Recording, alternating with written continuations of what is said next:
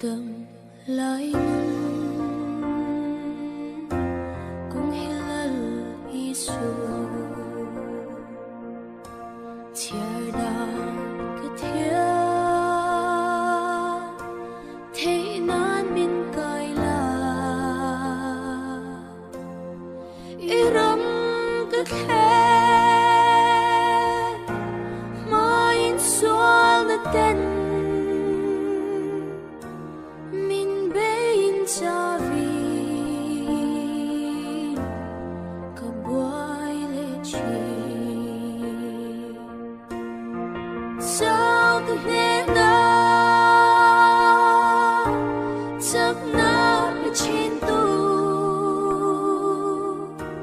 kay po in karon pan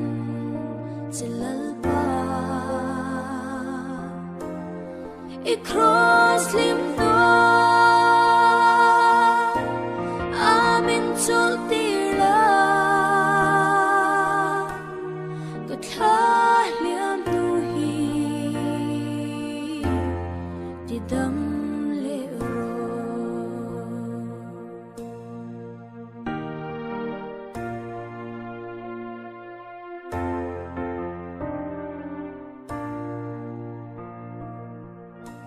Beidong lelu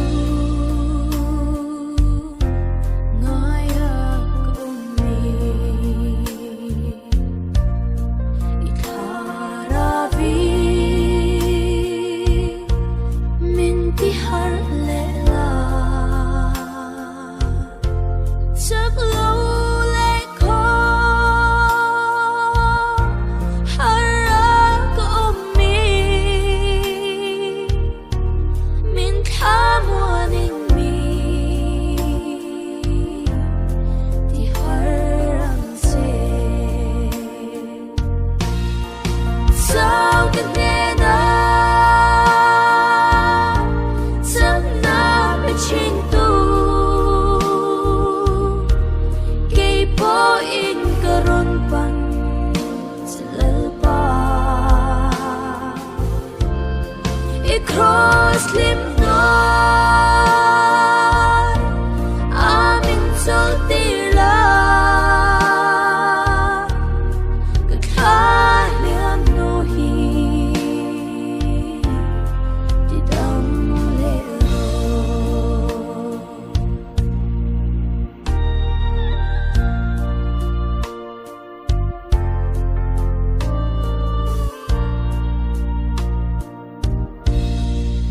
Vel moina tilovul se Tanzumi fluberlal isu damlai ropui lenom sakate Pumang rohlu berkanisi Sao tinena Sana machintu Kipo in karon pang silalpa Ikros lim amin soltira Katha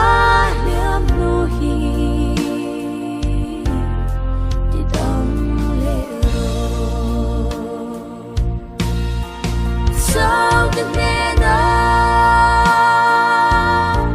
Sana machintu Kipo in karon pan silalpa Ikros lim noi